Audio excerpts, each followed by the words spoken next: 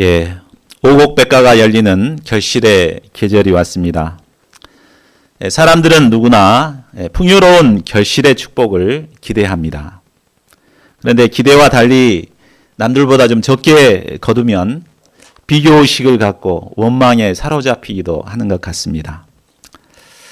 그러나 결실의 축복을 많이 받고 적게 받고는 자신이 봄과 여름 동안 어떻게 살았느냐에 의해서 결정이 되는 것입니다.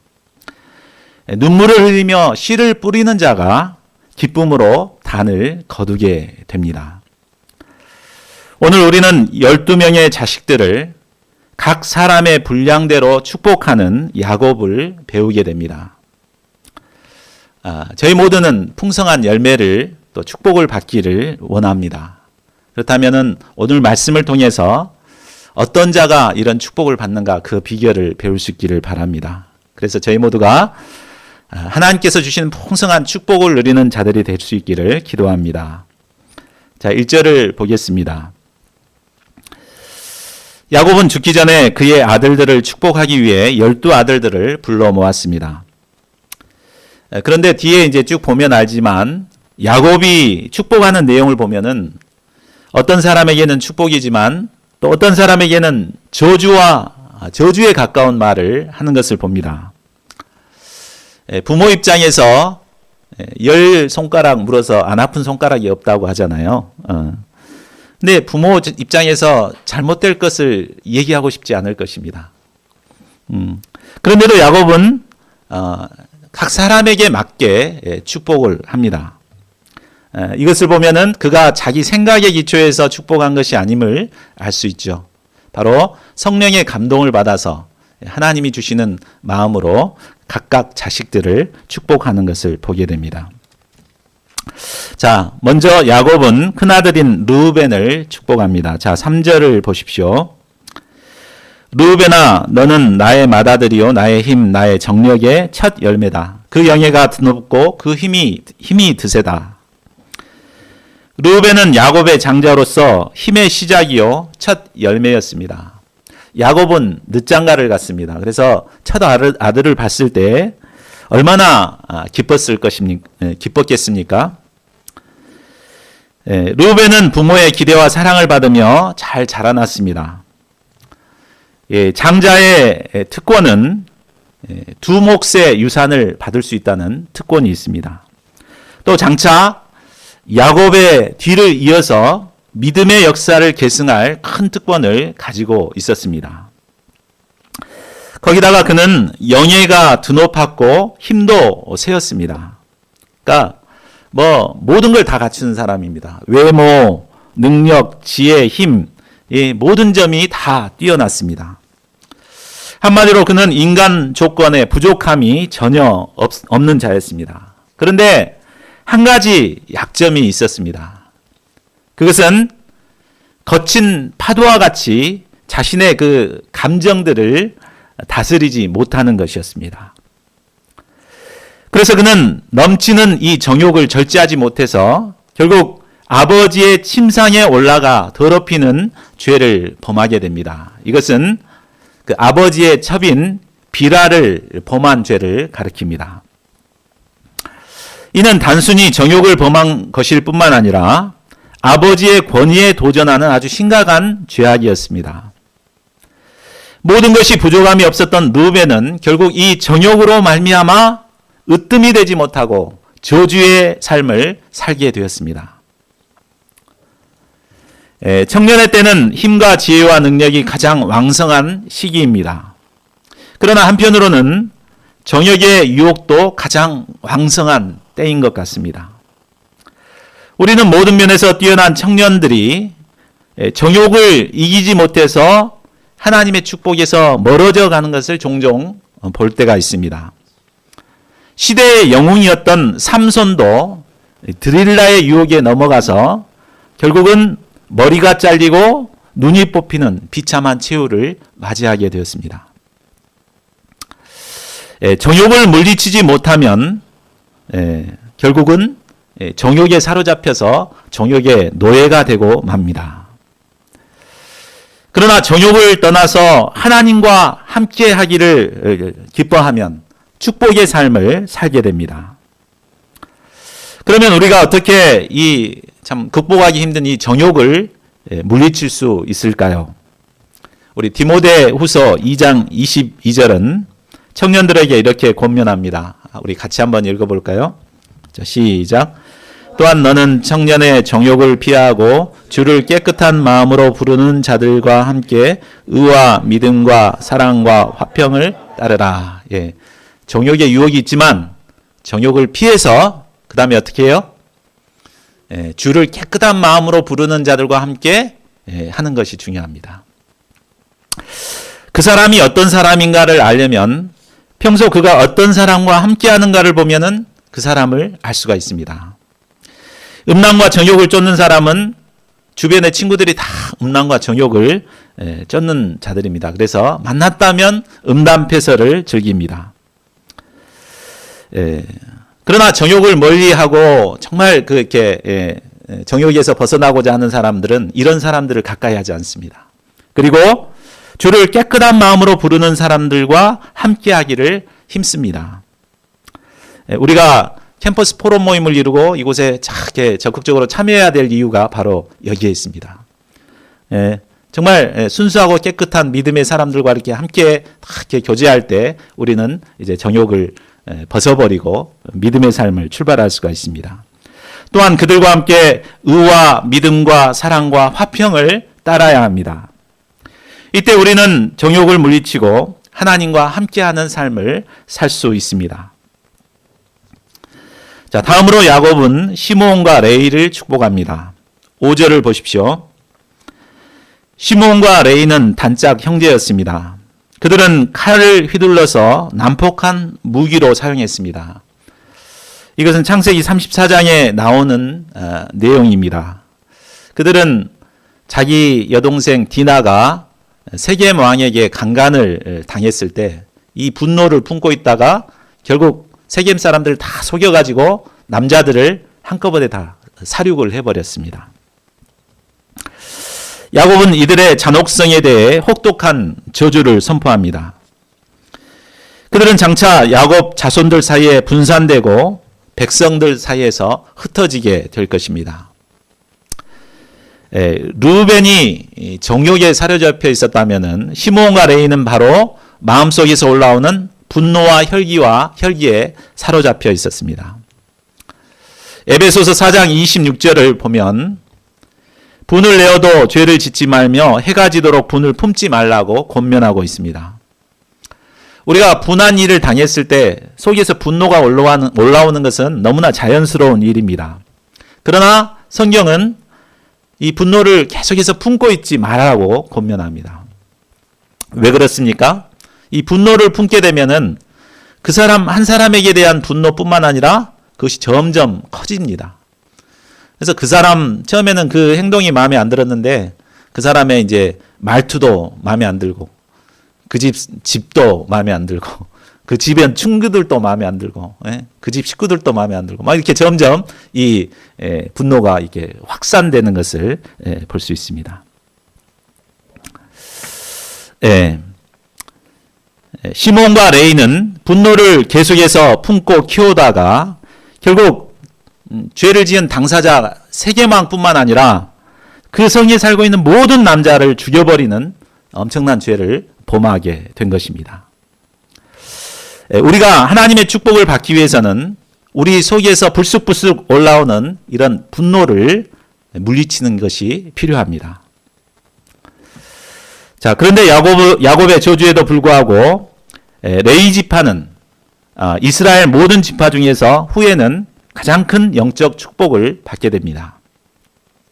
그 이유가 무엇입니까? 그것은 출애굽 이후에 광야에서 있었던 일입니다. 그때 이제 모든 이스라엘 백성들이 우상 숭배, 이제 그 송아지 우상을 만들어서 경배를 할 때 이 레위 지파만은 그것에 함께하지 않고 하나님 편에 있었습니다. 그리고 하나님께서 이제 모세를 통해서 그 범죄한 이스라엘을 심판하라고 했을 때 정말 인간적인 적응을 끊고 형제 친구들이 또 죄를 범한 그들을 이제 심판의 도구로 처형을 합니다. 한마디로 그들은 하나님 편에 서서 하나님의 도구로 쓰임을 받았습니다. 이때 하나님께서는 그들을 택하셔서 그들에게 율법을 맡겨주시고 백성들을 가르치며 재판하는 축복을 주신 것입니다. 그러니까 저주를 받았던 사람도 회개하고 하나님 편에 서게 되면 다시 이제 축복을 누리는 삶을 살게 되는 것을 보게 됩니다. 자, 다음 차례로 유다입니다. 유다가 받은 축복은 탁월했습니다. 8절 9절을 보십시오. 유다야, 너의 형제들이 너를 찬양할 것이다. 너는 원수의 멱살을 잡을 것이다. 너의 아버지의 아들들이 내 앞에 무릎을 꿇을 것이다. 그리고 그를 동물의 왕 사자에 비유하며 그를 대적할 자가 없을 것이라고 말합니다. 또한 10절을 보십시오. 유다의 자손들에게서 임금의 지휘봉이 떠나지 않게 될 것이라고 말합니다. 실제로 유다 후손을 통해서 위대한 다윗 왕이 탄생했고 모든 왕들이 이제 유다 왕들이 그의 후손을 통해서 탄생하게 됩니다. 무엇보다 유다가 받은 가장 큰 축복은 권능으로 왕의 자리에 앉으실 분이 그의 후손을 통해서 오시는 것입니다. 자, 이분은 누구를 말합니까? 바로 온 인류를 구원하실 만왕의 왕 예수 그리스도를 말합니다. 예수님께서는 바로 유다 지파를 통해서 오셨습니다. 유다 지파는 이런 영적인 축복뿐만 아니라 물질적으로도 큰 축복을 받습니다. 11, 12절에서 나오는 이 포도나무는 풍요로움과 물질적인 축복을 상징하는 나무입니다. 포도의 수확이 얼마나 풍성한지 그 포도즙으로 옷을 빨을 정도가 되는 이런 축복을 누리게 하십니다.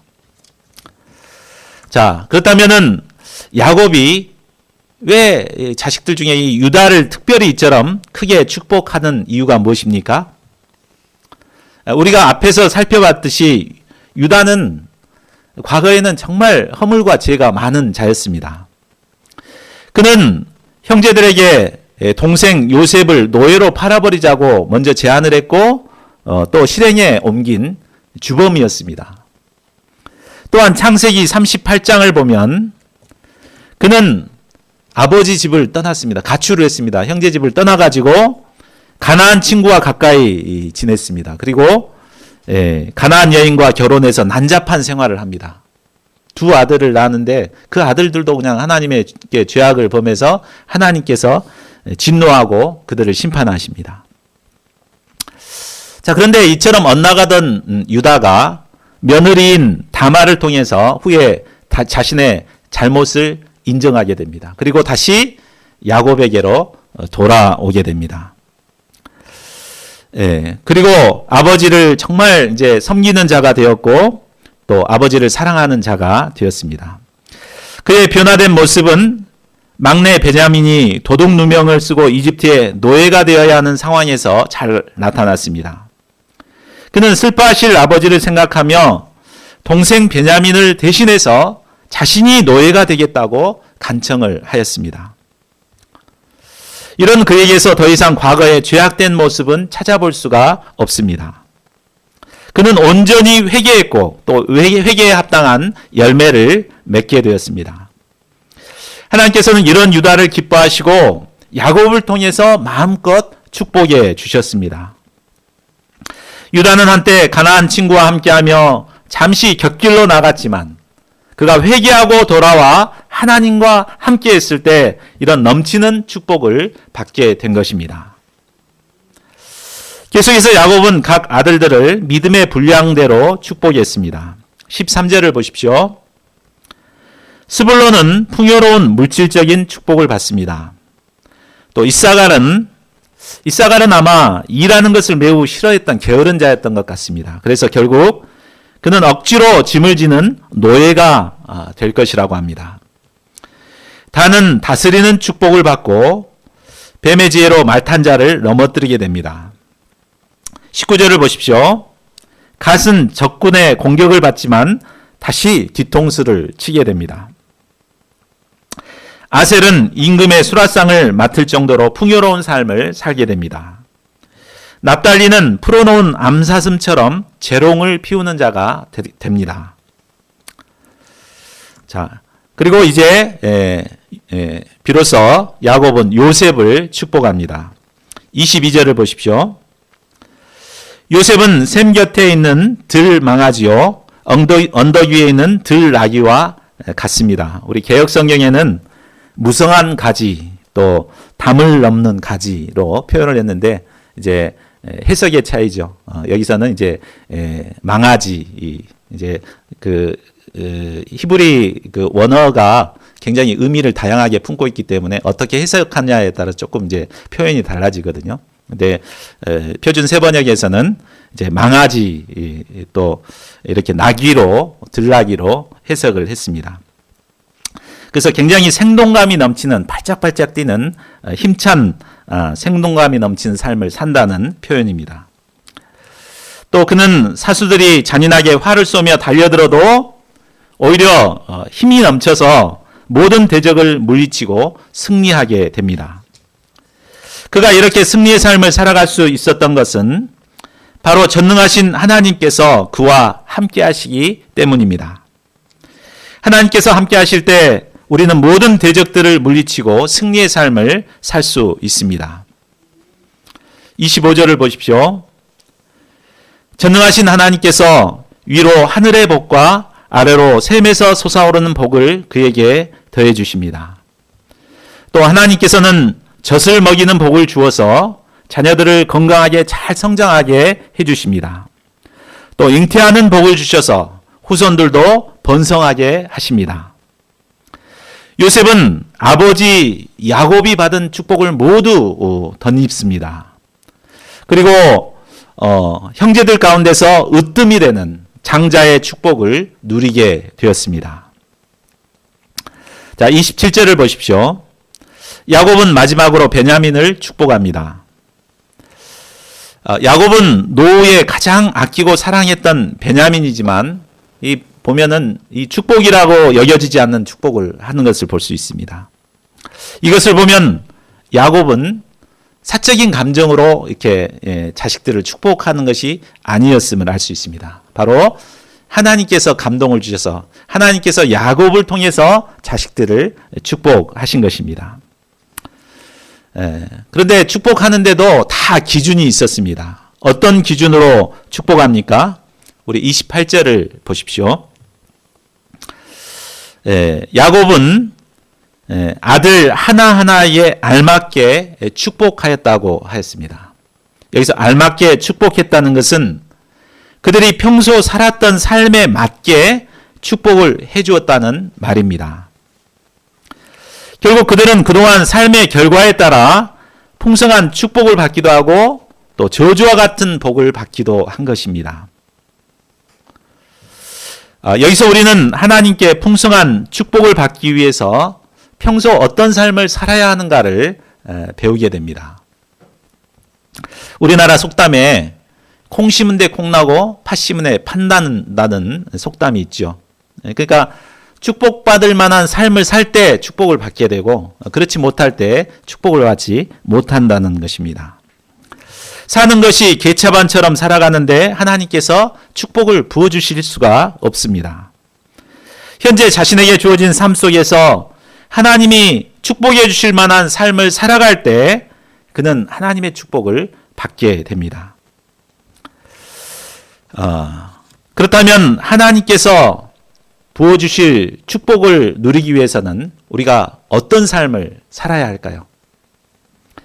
첫째로는 앞에서 살펴봤듯이 소극적으로 청년의 정욕과 분노를 물리치는 삶을 살아야 합니다. 한마디로 자신의 행실을 깨끗하게 하는 삶을 힘써야 합니다. 우리가 어떻게 이 분노와 정욕을 물리치고 행실을 바르게 살아갈 수가 있습니까? 시편 119편 9절은 말씀합니다. 우리 같이 한번 읽어볼까요? 시작. 청년이 무엇으로 그의 행실을 깨끗하게 하리까? 주의 말씀만 지킬 따름이니이다. 예. 우리가 젊은 사람들이 이 혈기, 감정, 또 정욕 이것을 참 이겨내기 우리의 힘으로는 이겨낼 수가 없습니다. 그러나 하나님의 말씀을 지키고 붙들고 지킬 때 우리가 이런 그 육신의 정욕, 감정들을 이겨낼 수가 있는 것입니다. 그러니까 다 이렇게 보면은 정욕에 넘어지거나 이제 이 혈기에 사로잡힌 사람들을 보면은 하나님의 말씀을 가까이 하지 않는 사람들입니다. 우리가 일용할 양식을 잘 감당하고 또 말씀을 잘 이렇게 감당할 때 우리가 내면 속에서 이렇게 올라오는 이런 모든 것을 잘 물리칠 수가 있는 것입니다. 자, 둘째로 죄악의 길에서 떠나 회개하고 하나님께 돌아와야 합니다. 유다의 과거는 죄악의 열매만 맺던 삶이었습니다. 그 상태 그대로 살았다면은 결국 그도 하나님의 진노와 심판으로 죽을 수밖에 없었을 것입니다. 그러나 그는 후에 자신의 죄를 깨닫고 깊이 회개했습니다. 그리고 회개에 합당한 열매를 맺었습니다. 이기적이고 자기중심적이었던 자가 남을 위해 희생하는 사람으로 변화되었습니다. 이때 하나님께서는 과거의 모든 허물을 덮어주시고 그를 축복하여 주셨습니다.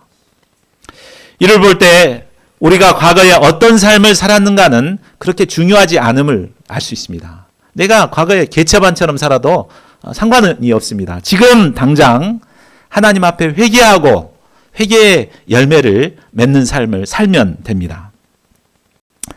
그래야 할 때 하나님께서는 우리를 축복의 길로 인도해 주십니다. 저 역시도 과거에는 참 개처반처럼 살던 사람이었습니다. 술 취해서 방황하는 삶을 살았습니다. 아마 그 상태 그대로 살았더라면 하나님의 심판을 받아 이미 죽었을지도 모릅니다.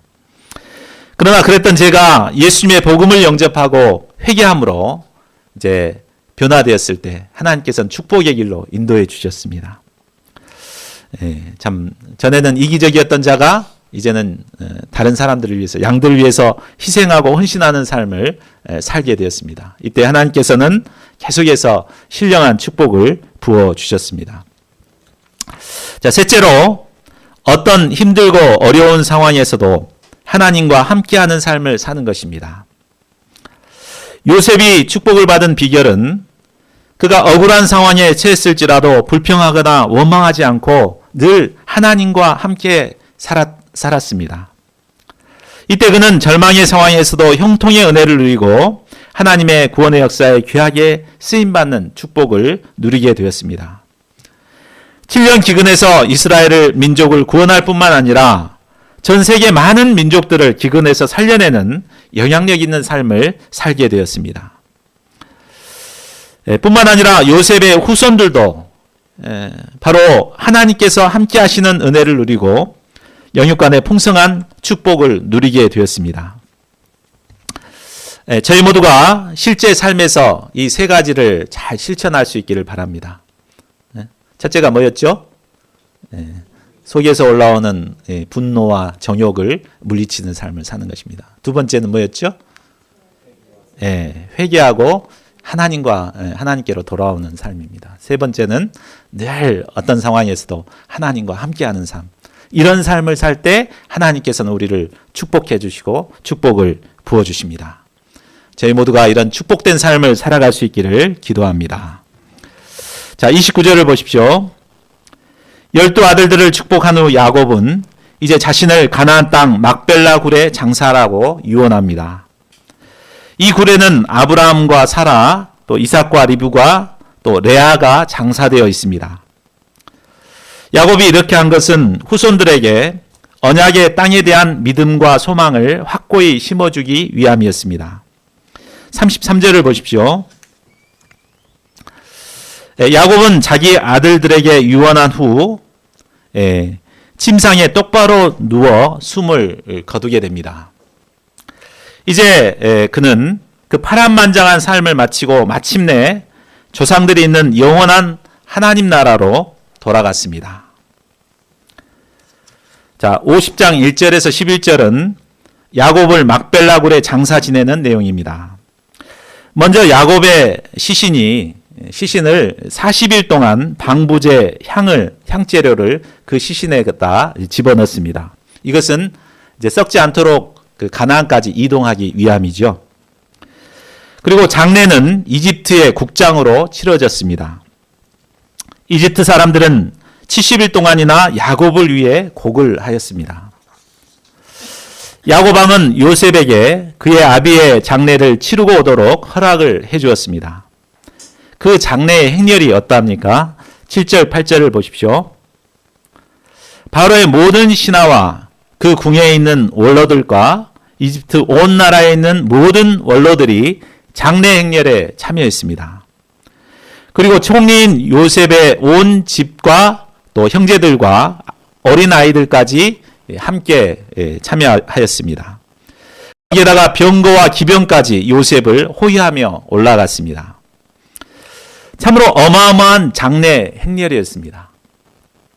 이 모습은 믿음의 여정을 마치고 약속의 땅에 들어가는 승리자의 모습과도 같습니다. 야곱의 아들들은 마침내 그의 아비의 시신을 가져다가 막벨라 굴 매장지에 묻게 됩니다. 자, 그런데 장사를 마치고 돌아오는 요셉의 형들의 반응이 정말 발걸음이 천근만근 무거워졌습니다. 그 이유가 무엇입니까? 15절을 보십시오.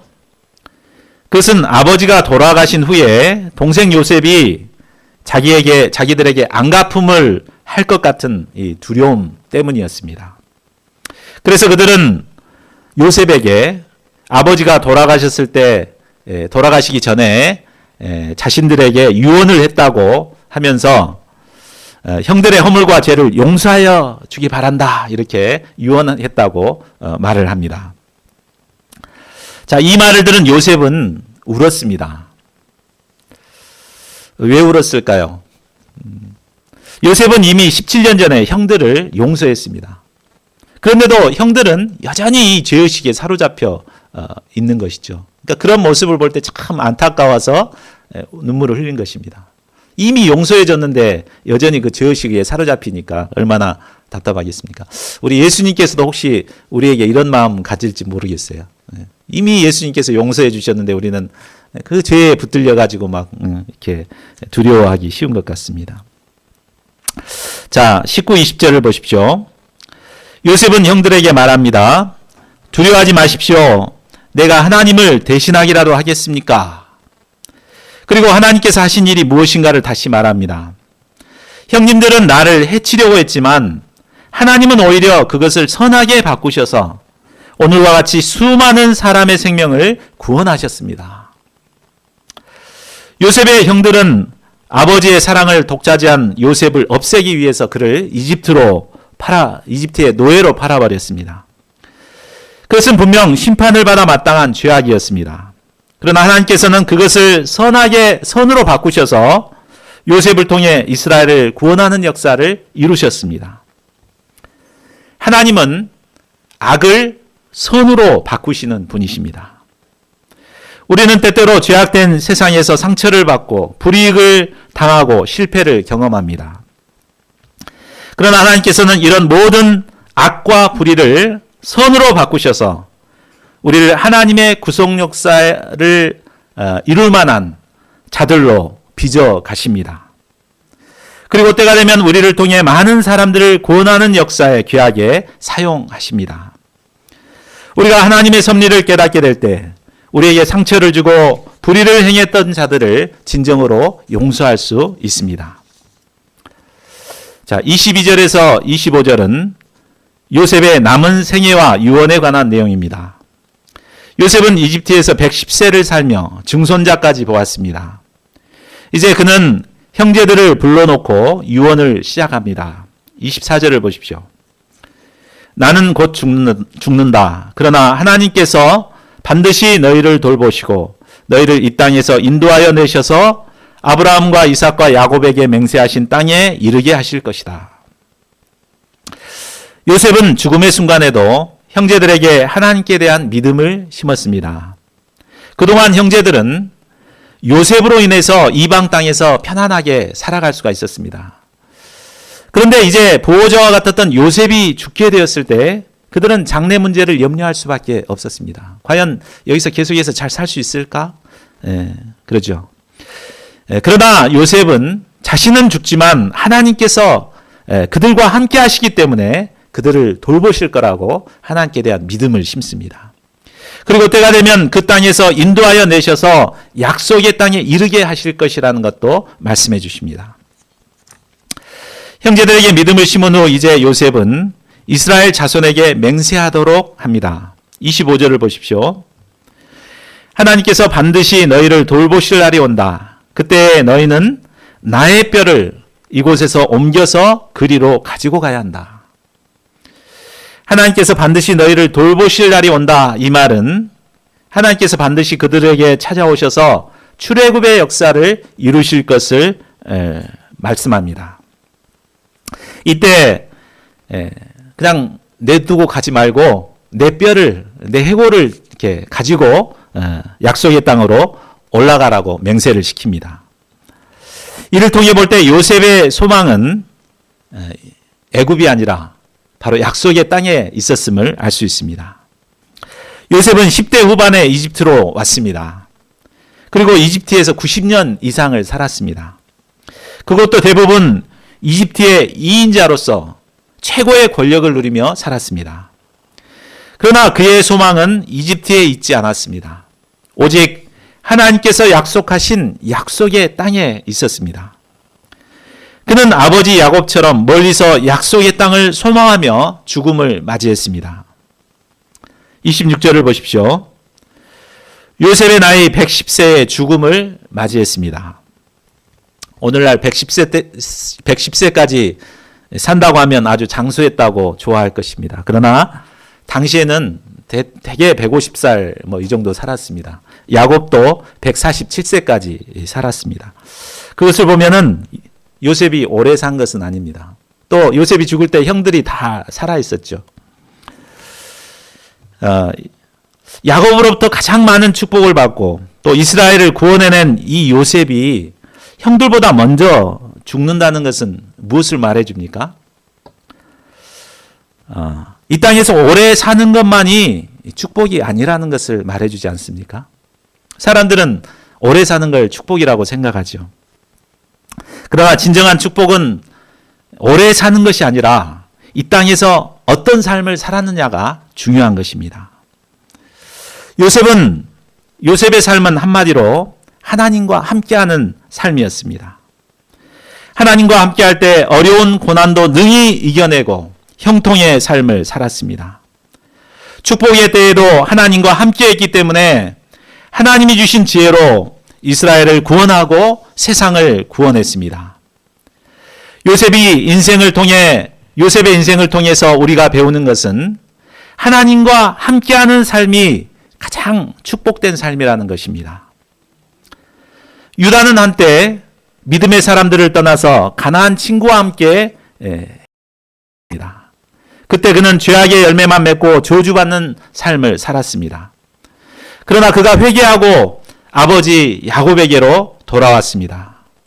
그리고 야곱과 함께하며 하나님과 함께 동행하는 삶을 살았습니다. 이때 그 역시도 풍성한 축복을 누리는 삶을 살 수 있게 되었습니다. 축복을 받느냐 못 받느냐는 지금 내가 누구와 함께 하느냐에 달려 있습니다. 세상 친구들과 함께 하는가? 아니면 하나님과 함께하고 깨끗한 마음으로 주님을 쫓는 사람들과 함께 하는가에 달려 있습니다. 지금 당신은 누구와 함께하고 있습니까? 하나님과 함께함으로 축복된 인생을 살아가는 저희 모두가 될 수 있기를 간절히 기도합니다. 요절 말씀 49장 28절을 우리 같이 읽고 잠깐 기도하는 시간 갖겠습니다. 자, 시작. 이들은 이스라엘의 12지파라. 이와 같이 그들이 아버지가 그들에게 말하고 그들에게 축복하였으니 곧 그들 각 사람의 분량대로 축복하였더라.